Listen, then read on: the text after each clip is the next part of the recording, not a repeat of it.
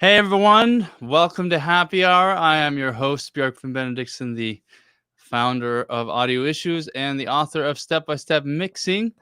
Thank you for showing up.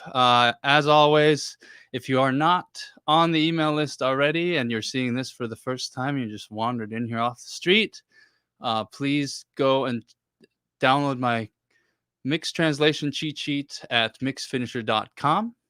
And if you don't know, this is the show where we talk about mixing over beer.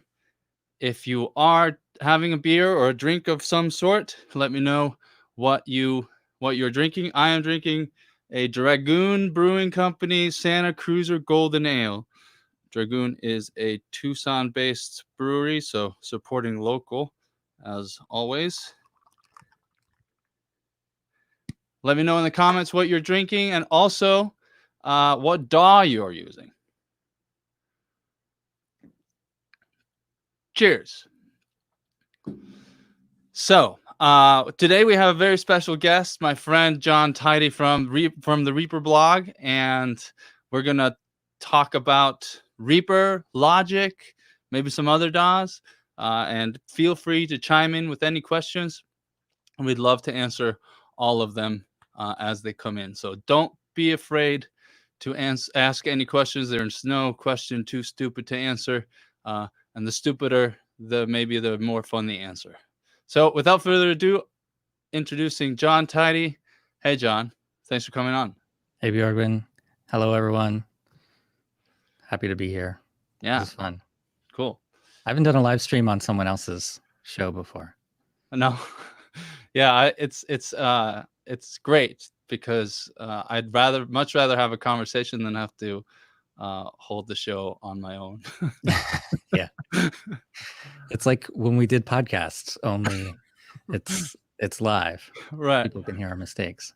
Yeah. You definitely have to be thinking on your feet. You have to be articulate. You have to be one word ahead of your brain. We allowed to swear? Yes, absolutely. Okay. I do not care about that. This is not funny story about that. I have a weird relationship with the censorship in the US because coming from Iceland, we don't censor any curse words in the of the music on the radio. And I realized this back, maybe 8 years ago when I was standing in a bookstore in a mall in Iceland, and CeeLo Green's "Fuck You" came on the radio, completely uncensored in the real original version. So that's how indifferent I am about that. Yeah. Well, my drink of choice today is straight fucking water. All right. Jon Owings is here. He's drinking a Hoegaarden. He uses Pro Tools and Logic. Starting to learn a little bit of Luna from Universal Audio. Just let's make it correct. Luna's a super interesting project. Yeah. I haven't gotten into it. Haven't checked it out yet, but I'm obviously familiar with it. I don't own any Universal Audio products, so I can't get into it, even if I wanted to. Or there's a bit of a barrier to entry with that. Right. And in a way, it kind of reminds me of how Pro Tools used to be with limiting to certain interfaces, and that's not something I'm too interested in. Right. But just the way that they have like a different sort of project file that's like a database, and it's always backed up, or it's always ready to be saved. It's always saving. So that sort of thing. I think that's really interesting, but I don't know. I don't want to learn another DAW. I'm happy with Reaper. Yeah, right. If you are just joining us, let us know what you're drinking and what DAW you're using. Original Skylark is drinking water at the moment, and he's split between Studio One and Reaper. And Ross is drinking a Kilt Lifter and works in Cubase. So tell me a little bit about yourself for those that don't know who you are. You're obviously very famous in the Reaper community. You've probably solved everyone's problem there in some form or another. But can share a little bit about your story. Okay. I don't know how far back to go, but used to do a podcast called The Home Recording Show, and I was heavily into using Pro Tools, and you were a guest on there many times. And we have a lot of mutual friends like Ronan, Joe Gilder, and so eventually I started editing the podcast in Reaper instead of Pro Tools, and it was and at the time it was amazing because I could export it faster than real time. I could spend an hour on the edit, export it in 2 minutes instead of having to wait another hour for that podcast to edit. Back when it was all real time bouncing. Yeah. So I'm sure there's a lot fewer differences between Pro Tools and Reaper now, but at the time it's like that saved my life. That was amazing. That was a huge amount of stress relieved just from that thing, and then I could use more plugins, and it didn't crash as often, and I could do so much more with the projects or in my projects than I could with Pro Tools. So like when it came to upgrade to Pro Tools 9, it was like not even an option. It didn't make any sense. So I switched to Reaper fully for my studio. I was producing some indie artists, some local indie artists. I was doing a lot of remote work, even back in, I don't know, 2008. I was probably getting a few projects, and I've been working from home completely since 2010. And I've kind of been focusing on the YouTube stuff and education and supporting the community, probably mostly from 2015 on. I think when Reaper 5 came out, I was making a video, at least one video every week. Right. And that was when you did. Was it the first time you did the mixing with Reaper? Like the first? I actually don't remember when I first published that. So I had the paid course, and it was set up as download, and now it's all kind of streaming through the Reaper blog website, and it's much more streamlined. I really like that. And we've got a ton of people signed up for that. Got some beginner mixing classes using entirely Reaper stock plugins, and I've got 3 paid courses. You can actually buy them as a bundle. I've got one specifically on video editing in Reaper, and I have the web remote builder, which it lets you set up something that's completely custom and remote control Reaper from your phone or your iPad. And it's really popular with voiceover artists, Foley studios, but also like we designed it just as kind of like a really flexible thing like the Stream Deck. I don't know if you've seen these amazing device for controlling your streams through OBS and Streamlabs. But it runs on your phone or your iPad. And it was kind of like an extension of my keyboard because I was running out of key commands or keyboard shortcuts and I would forget them. But the web remote builder, you can make a button and it sends a command to Reaper, not through a keyboard shortcut or MIDI like some other apps, but like actual Reaper API commands. And so there's low latency and there's a lot of things that make it easy to set up and stuff with that. So yeah, that's what's going on with me, I think. Cool. Yeah.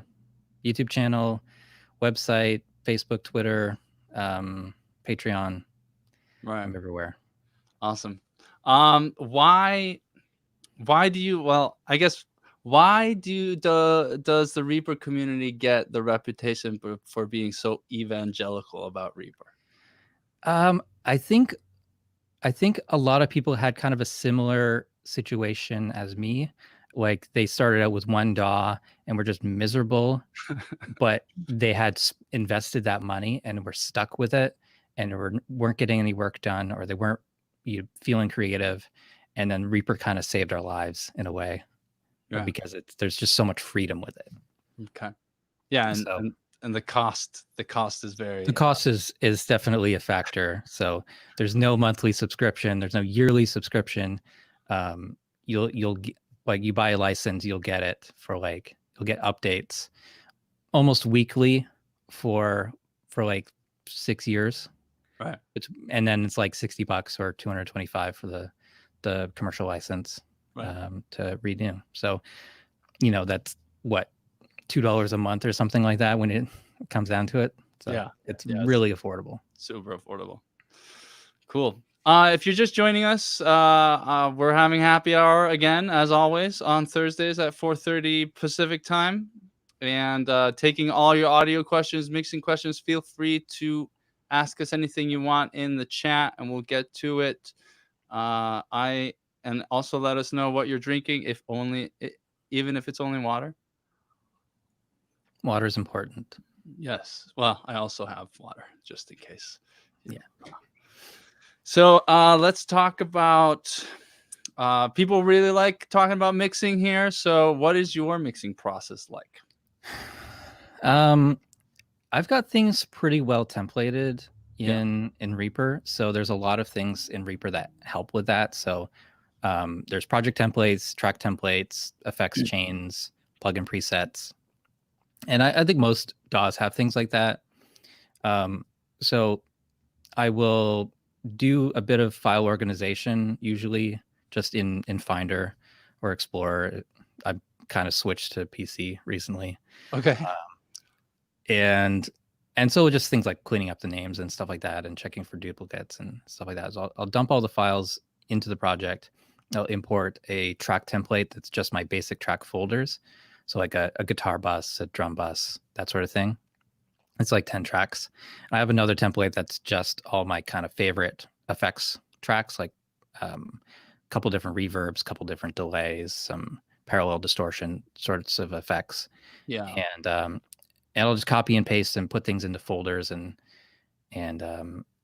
I'm the whole setup time is maybe, I don't know, under 5 minutes anyways. And then I bring all the faders down on the bus tracks, and I might solo. I usually like build up from the drums, right? Drums, bass, guitars, other instruments, vocals last usually, and then I'll start sending to reverbs, doing panning and stuff like that.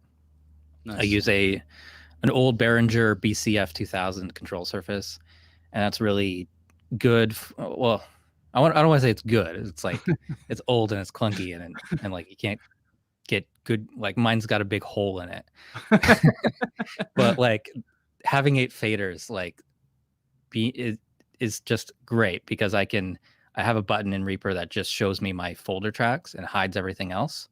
Yeah, and so I've got the 8 tracks that I need to balance on 8 faders, 8 physical faders, and like 90% of the mix is done with the volume. And then I've got custom shortcuts for doing automation and things like that saves me a ton of time.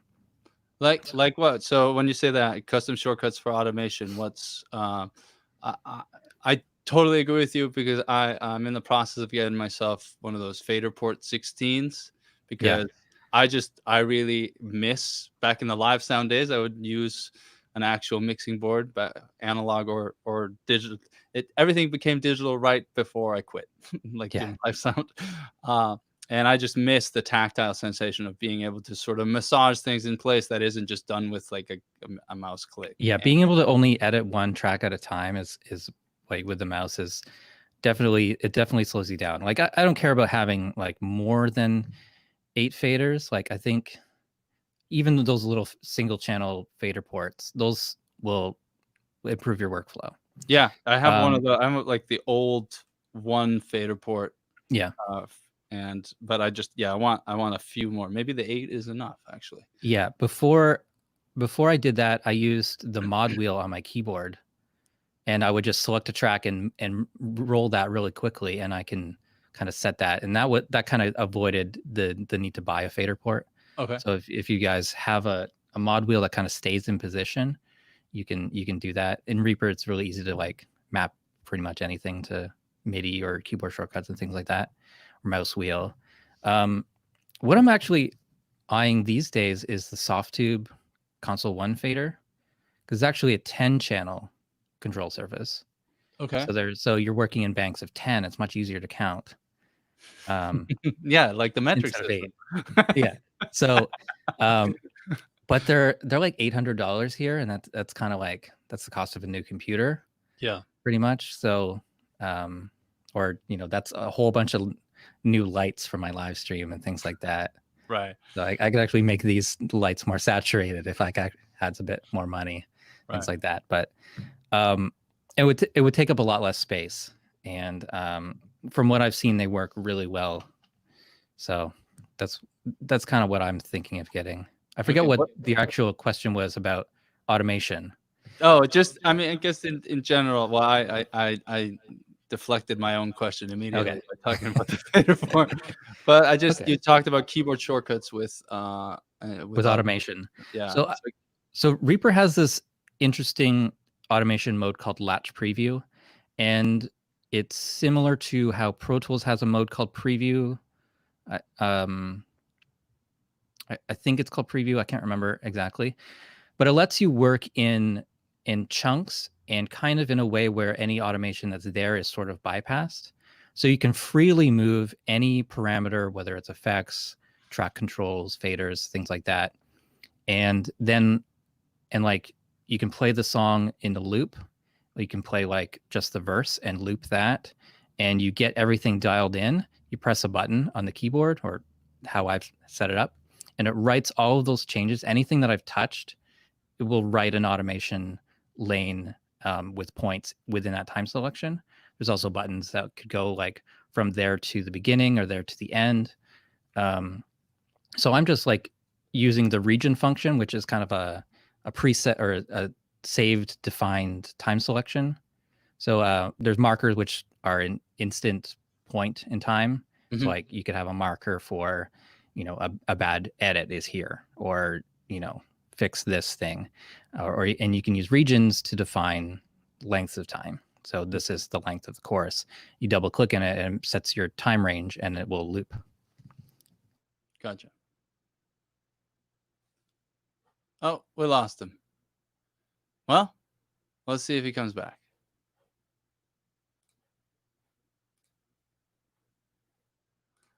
Well, I guess it's just me for now. Do you have any questions? Well, we're talking about Reaper with Jon Tidey from Reaper blog. He'll probably join us. Oh, he crashed his computer. He just texted me. So we'll wait for him to come back. Well, the reason I wanted to talk about Reaper and maybe I'm a Logic user, and I've been a Logic user for a really long time. I use Logic because I started using Logic in audio engineering school at SA Institute in Madrid, and it was more intuitive and easier to use than Pro Tools, which I also used at the time. And it's also because it came with the computer that SAE gave me when I started the school, so it kind of became the default software that I carried around with me, and which leads me sort of to the point of, it doesn't really matter what DAW you use as long as you know how to use that DAW.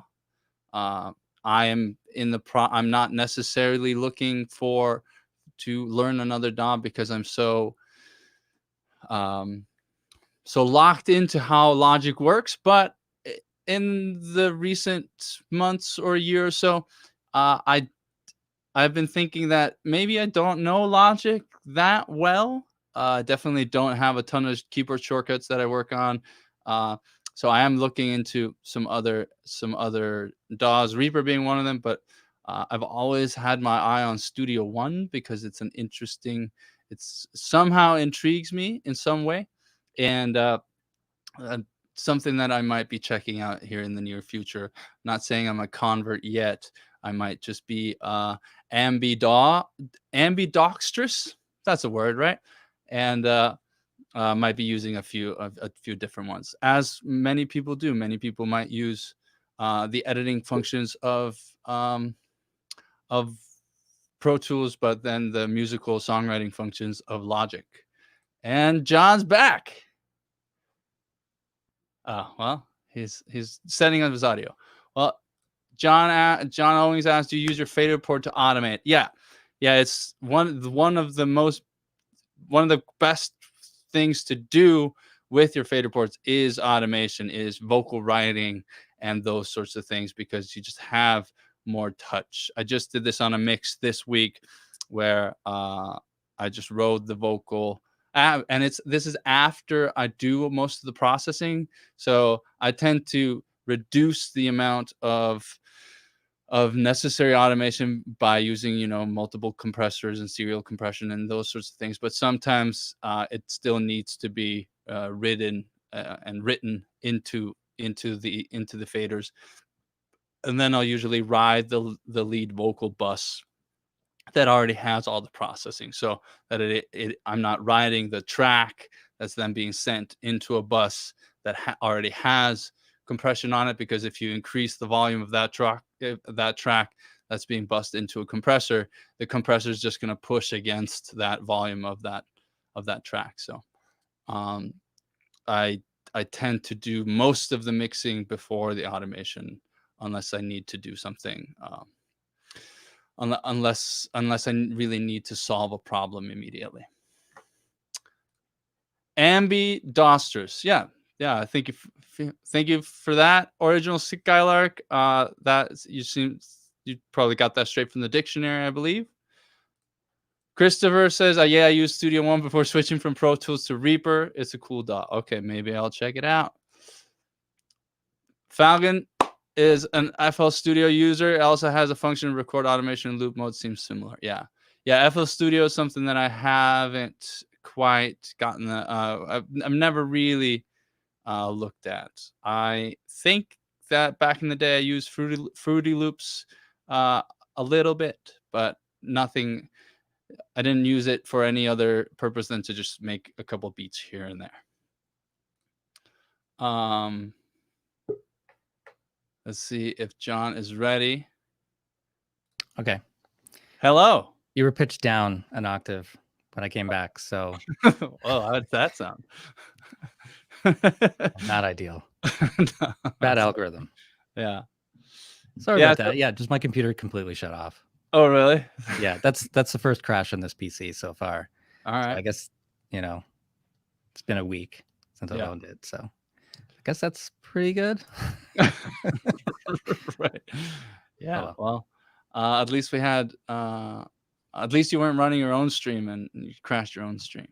Yeah, I think I've done that before too. I've definitely had a few podcasts where I just disappear. Nice. In the mastering show, I actually left in the middle of an interview to get my kids and come back, because Ian just talks and talks and talks. We didn't notice. No one noticed. Yeah, well, he has a lot to say about mastering. Sure. He's quite wise when it comes to that subject. Yeah. Zhao says, I've been told from very experienced sound engineers that Nuendo is a very wise choice. Yeah, Nuendo is a good DAW too, as is Cubase, which is, I don't really know what the difference is other than what its supposed purpose is. Nuendo supposedly more for post-production, and then Cubase more for music, I suppose. Yeah. Something like that. Yeah. And John asks, why did you move to a PC? Or Christopher asks you, why did you move to a PC? Partly the cost, the power. They don't make a Mac that is like $1,000 and uses a Ryzen processor. You can buy an 8th gen Intel processor, but it's just not really a great value. Yeah. When you can buy a 10th gen PC, a lot cheaper, right, a lot more powerful. It's a lot more flexible. I still prefer the operating system though. Yeah. I'm pretty locked into the Mac, but it's mostly because of Logic. So pondering the switch to Studio One does make me wonder if I can't get an even better computer for much less of a cost without worrying about the operating system, because I'll have a DAW that works on either. Yeah. So there's a lot of little things that have been bugging me about the switch to PC. Yeah. I still have a MacBook, but it definitely, it doesn't run my streams well. So, but I've unlocked a lot of abilities on streaming by having a PC. I'll say that. Oh, interesting. Ross asks, do you ever start a mix without your templates just to see if they're limiting your creativity in some fashion? Do you miss happy accidents? You click on the wrong plugin and something great happens. I don't, because I don't. My mix template is just very, very comprehensive, and it has almost everything that I need there, and I don't see how it limits my creativity, because I start and I spend probably the first 30 minutes just trying to get levels going before I even bus anything to the template itself. And I also give myself a lot of options in the mix template. So last week's happy hour was a mix template training where I went through my entire mix template from the mix bus down to the kick drum, or actually from the metering bus down to the kick drum. And you could see that I always have a few different types of things on each bus. For instance, the bass bus has 3 different amp sims on there in case I want to see how they react to the incoming signal. Sometimes the universal audio Ampeg head works great, and then I just leave that on. Sometimes that's too bulky, and I'll use just the Logic amp simulator, which is super versatile. Sometimes I won't use any of it because it just doesn't fit with the song. And so I give myself creativity within the limitations of the template, if that makes sense. What about you, John? My templates don't have a lot of plugins in them, so the individual tracks, I don't have, I don't have a chain that every vocal goes through or anything like that. My main template is just named tracks. Okay. So like guitar bus, and they're named a certain way that works with various macros that I use for show and hide and things like that. Like a button that I press the vocal button and it shows me just my vocal tracks, hides everything else. And I do have some saved effects chains that I'll use for various things. Like if I'm triggering drum samples, that's kind of something you do the same way every time. Yeah. And then the creativity comes with choosing the samples. Right. But I'm not a fan of, having a SSL 4K style channel strip on every single track, or even tape saturation on everything. And I feel like my mixes are good by doing pretty minimal things. Mm-hmm. But there's a certain type of mixing approach that has, 10, 20 track or effects on every track, and it still sounds great, but it's a totally different approach. Yeah. And yeah, if you start with a good source, you don't really need to do that. But sound design is a hell of a lot of fun as well. So, making something incredible out of something that's very generic, or, punching a couch cushion, turning that into your kick drum, turning that into an 808 drop, or that becomes the, some sort of sub layer that carries the bass guitar. Those are fun things that you can do. But I don't usually plan to do those sorts of things. It's usually, Yeah, I definitely have. So in the last year, I think my mix template has gotten the biggest transformation since since forever almost, because I mixed a lot of different tracks in a very short period of time for my Insiders membership. And throughout that process, I was always going back to using, this thing on bass, this thing on kick, and those sorts of things. And that's how it just sort of evolved into, I'll just have a pull tech on the kick bus. I'll just have this particular mix bus plugin on the mix bus. And sometimes they don't work, sometimes they do. And then I got heavily into parallel processing just from watching all the Mix with the Masters stuff, especially the Michael Brower and Andrew Shep's things, because they do a lot of that. Yeah. Your template can include a lot of different effects. Like it can have 4 different compressors on the master bus, just bypass them. Yeah. No, and everything start mostly. with it flat. Yeah. And you can quickly A/B compare between those different flavors. Right. Yeah, most of the plugins on the template are all bypassed, except for some of the stock EQ that just have standard filters on them. Maybe a high pass or a low pass filter, especially on the effects buses, like, rolling off the lows and highs on reverbs and those sorts of things. Cool. Anthony says I'm probably going to make the jump from Pro Tools to Luna as soon as they get the bugs out and becomes more robust. I see it getting nothing but better. I love UA stuff. Yeah. And like I was saying while you were rebooting your computer, I think the best DAW is the one that you know how to work the best. And the more time you spend with one DAW is probably better, more productive in the long run than trying to learn five DAWs at once. Yeah, I agree with that. But I think there is value in trying out different ones. Yeah. As well. Yeah, I think there's an intuitiveness that maybe aligns with your workflow. Depending on how you work, maybe one DAW is better for you than another. Yeah, the frustrating part is one that you really like that is missing some feature that prevents you from getting any work done. Yeah. Yeah. Right. If you're just joining us, we are talking about DAWs and mixing and mix templates and other random stuff. Feel free to ask us any questions about mixing or music production, or Reaper or Logic, and we'll get to them in during the session.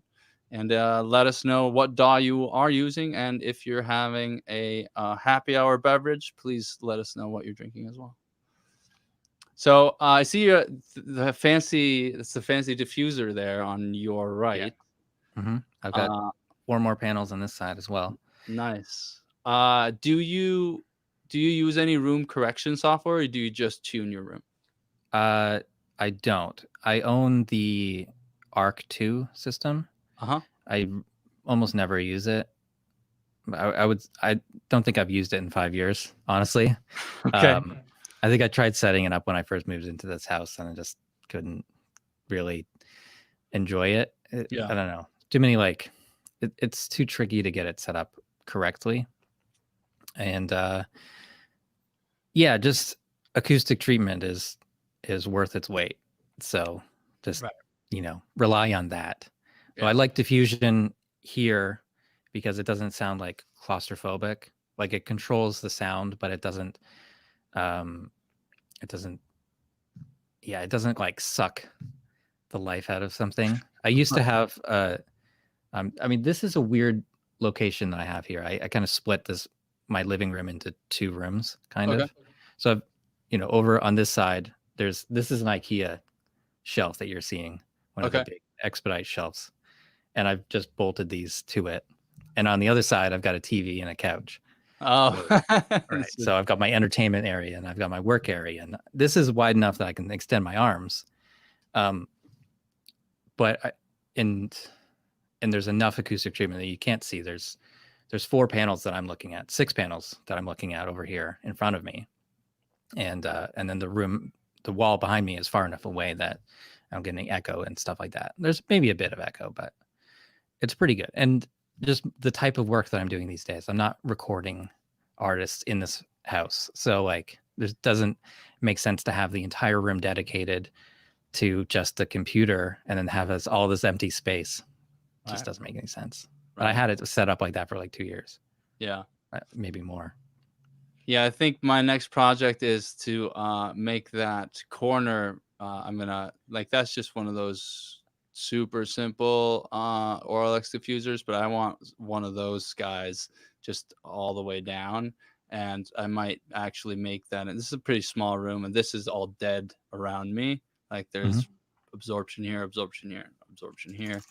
And I kind of want to make that the sort of, I want maybe a lounge chair that I can actually sit and relax over there and like watch mix with the masters or some YouTube video on this screen as I do that, as I take a break. But I got a question today from an insider that was asking about SonarWorks reference, which I use a lot, and he was asking me whether it was useful to use, and I definitely use SonarWorks on my mixes because it supposedly flattens the frequency curve, and it helps me tame my low end a lot because just the dimensions of the room make it so that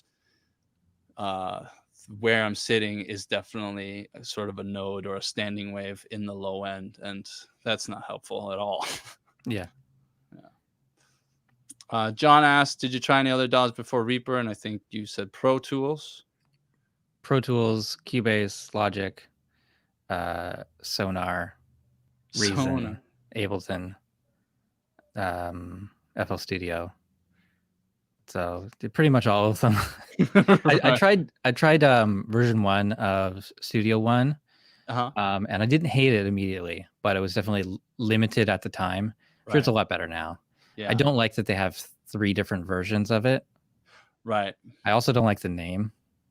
Studio One version 3 or whatever it is now. Right. Just get rid of the numbers. So it's like they didn't think ahead. Like we're gonna have to update the software. But I liked the interface. It has a lot of cool features, but at the end of the day, I'm so happy with Reaper, and I feel like every day I'm learning something new about it. The more I use it, the more people are using it. They come at things different tasks with a different approach.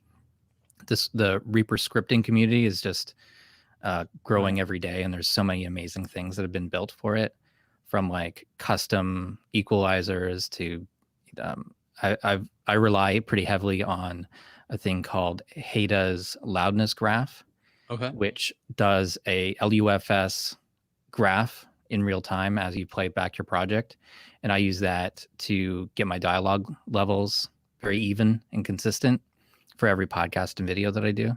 Yeah. So it's got like a peak and a minimum amount of like a guideline, and just the sort of the waveform is graphed as you play through. So it helps me keep things above -23 and below -14, which results in something that's very comfortable to listen to. Right. I find. So I don't like really heavily compressed dialogue and stuff like that. So that's something that a user made. And, you know, if you're working with other companies for DAWs, it's like, if you have a feature request, you've got to wait for them to do it. The users can't build it themselves, unless it's going to be in like a really weird, hacky way.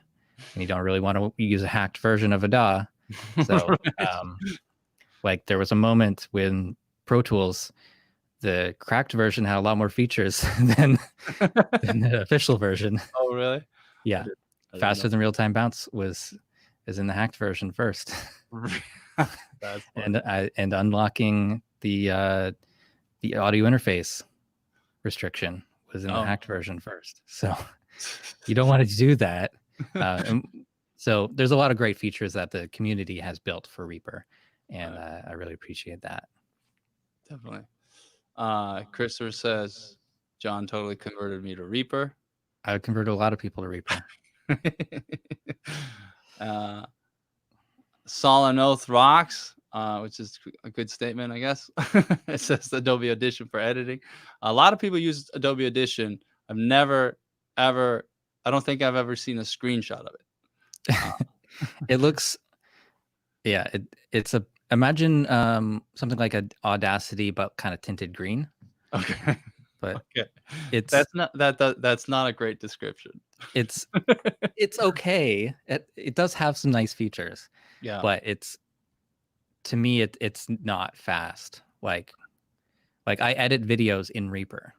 Like I do everything entirely in Reaper, and like, you know, you can have multiple channels of audio on single tracks. You can mix and match audio, video, MIDI, images, GIFs on a single track in Reaper. There's all sorts of things that you can do. but Audition is good for certain things. I kind of use Isotope RX as an alternative to that for those sort of destructive edits or fine detailed work. But most of the time I can get it solved in Reaper. Right. Nice. Studio One, I can put plugins on the input and they will be baked in the recording. Is there a way to use VSTs at the input stage in Reaper to achieve the same effect? So is this same thing? Okay. Exactly the same thing. You're looking for the input effects chain. When you have the track armed, there'll be a little kind of white effects button beside the input selector, and it's also available in the mixer. So yeah, it's another effects chain for every single track, and whatever you do there will get put into the recorded file. Right. I don't like working that way. I'll monitor through effects in the regular track chain, and if I want to commit it, I can glue it or render it or whatever, freeze it. But yeah, it's definitely a cool thing to do. I like to do it with MIDI sometimes. Actually, I'll use put a arpeggiator on the input effects chain, and so the arpeggiated pattern gets put into the MIDI item after recording. Well, I'm only playing one note on the keyboard, so you can do things like that. Nice. Yeah. And the Falcon says, I think Reaper has the capability to use a PC for dedicated VST processing and then sending audio stream over MISI to another computer. Does that make sense to you? I don't know what MISI would mean, but yeah, Reaper has a thing called Remote, REAMOTE, and you can offline process, or you can process your VST plugins on another computer. And you just, in the effects chain, you can kind of choose which computer it's processing on. And then if the computer's on the same network, just kind of sends it over and then sends it back within the same effects chain. It's pretty cool. Never really needed it, but you can do it. And I did a video on kind of like worst case scenario. I did it over Wi-Fi. Okay.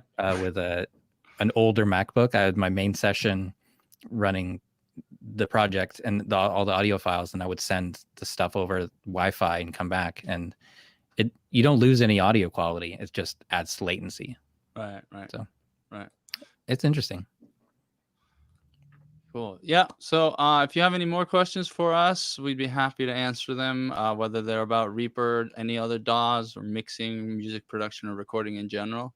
I caught a bit of a live stream on the Reaper blog the other day, and you were talking about just generally income streams for audio bloggers and things like that. You remember talking about that? Yes, it must have been yesterday. Yeah. I think it was just the recent one. Yeah, so someone was asking me, I guess it came up a couple times, asking me if like production was my main income, and it used to be. Well, I mean, ever since I started in audio, I've had multiple income streams, right? Especially after becoming a blogger. Like you've got friends that have affiliate programs and stuff like that. So like, that's always helpful. But there's YouTube, the ads in YouTube. There's the production work, mixing, mastering, recording local artists, things like that. Editing work for bands in Germany and Australia and stuff like that. Sometimes those come in. Yeah. But yeah, there's a million different ways you can make money. Like a DAW, consider it to be like a money-making machine, because you can make I was starting a list of all the ways that you can make money with Reaper to be able to afford the license. Okay. Right, because a lot of people are still they're still evaluating gang. Right. And but yeah, use it to make money. It's not that hard. So I don't suggest starting a YouTube channel and doing what I do, because it was, I don't know, 5 years before I made $100. Oh yeah. But now it's a good chunk of my income because I stuck with it and did 600 videos. Right. Yeah, a lot of it has to do with just the consistency over time, showing up, creating content, and all that. Yeah, audio issues is is 11 years old. So definitely, I think it has over 1,000 blog posts. So that's definitely what's going to drive the traffic in order for the numbers to make sense in an income sense, I suppose. There's a lot of things with it that you don't directly see an income from. Some of it's just awareness that you exist. Right. And then someone goes to your website. Maybe the 5th time they're there, they notice the courses section and then they buy something. Right. So yeah, it's not like you make a video and then you get X amount of money. It's like you're in it for the long haul if you want to make YouTube videos. Yeah, content creation is a marathon marketing strategy for sure. Yeah. And you definitely, it's sort of the art of following up or being top of mind and like being around, because I'm sure I was having a conversation with a student today and he's like, well, I started following you in 2015 and like I didn't look up what everything that he had bought or if anything, but he is a member of one of my paid communities, and just having this sort of tenacity and motivation and dedication to continuously do show up and be useful and help those that ask questions it's definitely something that I enjoy doing. I just think teaching is rewarding. And now that higher education is under attack because nobody can go to school anymore, being an online educator is even more valuable, I believe. Just being around, answering the questions, answering the emails as they come in is valuable to people. Yeah, I definitely, the calls to action in my emails is when people sign up to the email list at the start is like, I ask them like, hey, let me know what you're struggling with and introduce yourself and let me know how it can be useful. And people are still surprised when they actually get a response back from a real human being and not just no reply. This email is not monitored sort of. Yeah.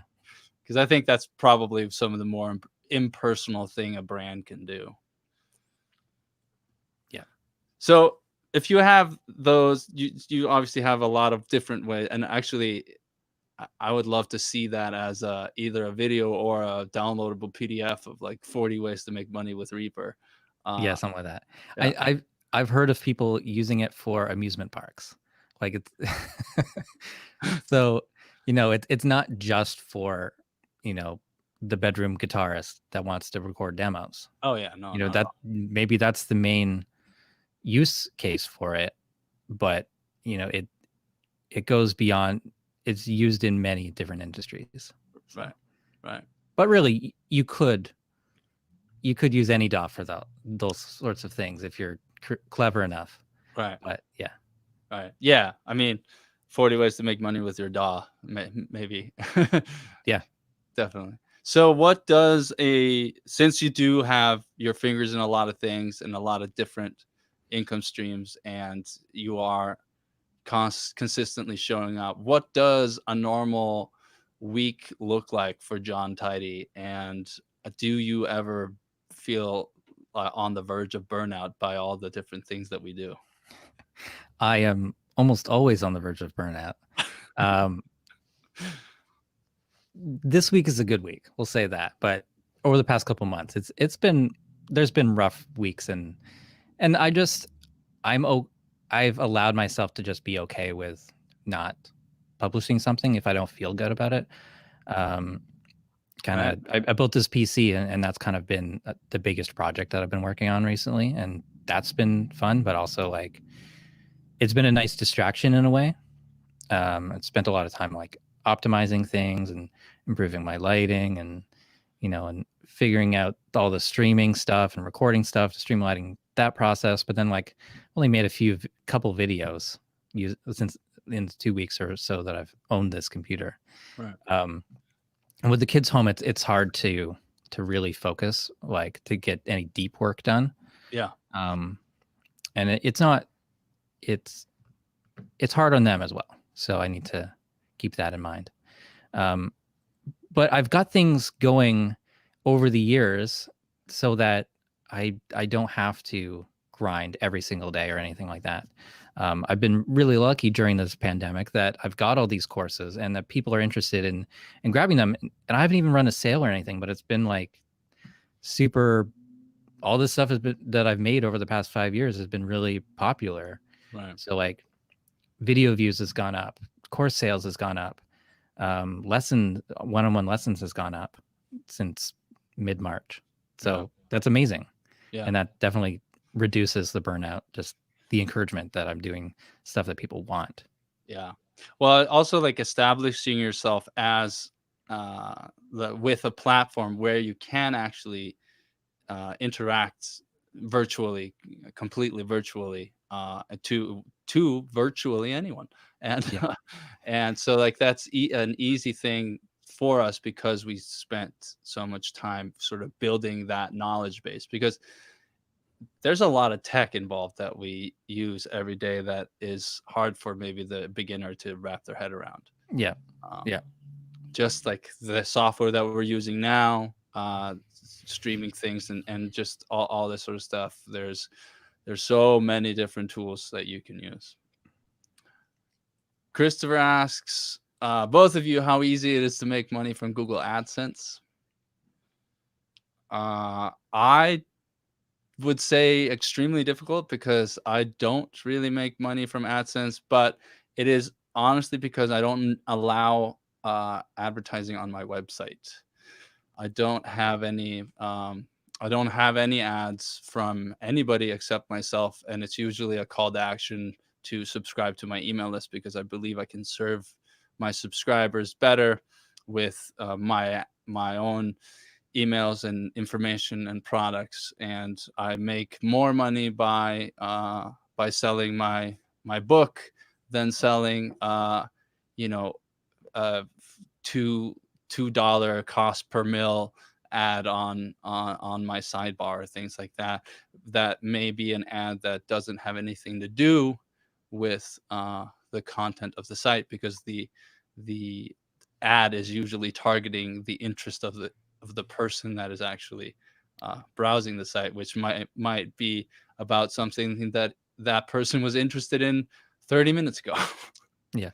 The usefulness of AdSense on a website has really reduced. Right. Like just the world is different now. Right. And I don't think AdSense, like banner ads, are effective anymore.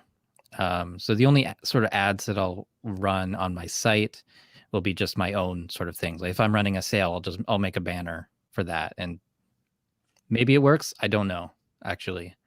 But AdSense is also used for YouTube ads. Yeah, right. So that's the only sort of AdSense I get from that. You need to have, I think it's 4,000. No, you need 1,000. Is it 1,000 subscribers? I feel like they keep changing it.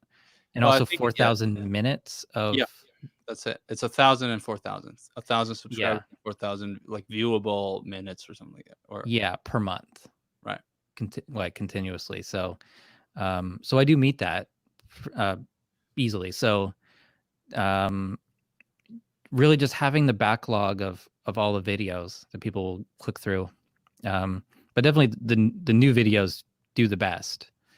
So it's a big chunk, and then the other videos, I don't know, 20 cents a month or something from all the other videos. Right. But like one new video, especially since the What's New in Reaper 6 videos that I did.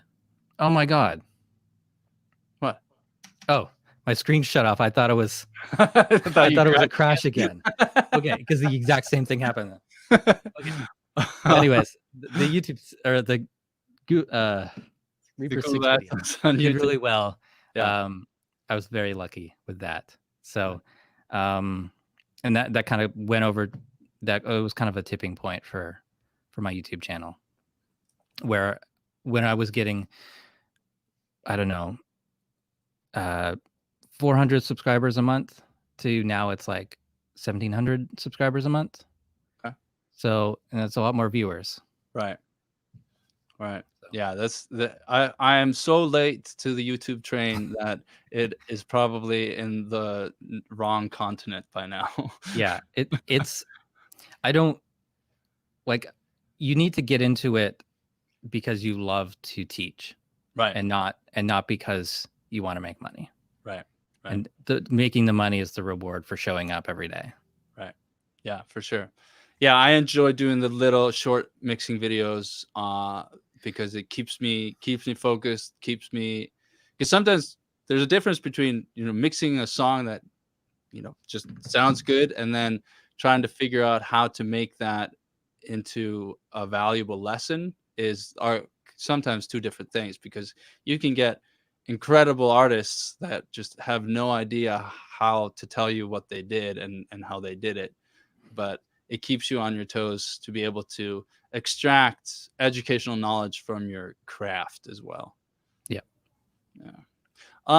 Well, we're nearing the hour here, so I think we're gonna just wrap it up. But you have, is there something you want to tell the audience about? Mixingandreaper.com, is that correct? Yeah, mixingreaper.com. If you're interested in any sort of in-depth classes on mixing and Reaper, there's 3 beginner courses where we go through different kind of aspects of mixing one song with stock plugins. And it's broken up into 3 parts just because they were made in different months and published at different times. But then there's other ones in the actual Mixing and Reaper series where it's 3 different songs and I'm mixing them as if I'm mixing them for a client. And a couple of them, I remix them at the end in a bonus video, remix with Reaper plugins in about an hour. Okay. So I go from importing the tracks to mastering in each of those. And if you want a bit of a discount, you can buy a bundle of all 3. Very cool. Very cool. Well, thanks for coming on, John. This was great. It's really good. It's great to talk to you again. Yeah. It's been a minute. Yeah, it's been way too long. We have to do this more often. Maybe not with an audience in front of us, but yeah, exactly. Well, thank you all for tuning in to another Audio Issues Happy Hour. Hope you found it useful and entertaining. And as always, if you want to download my mix translation cheat sheet to help you make your mixes translate to all speaker systems and not just your studio monitors, go to mixfinisher.com and download it there. Thank you so much. Once again, I'm Björkman from Audio Issues. Have a good day and remember to use your ears. Bye, guys.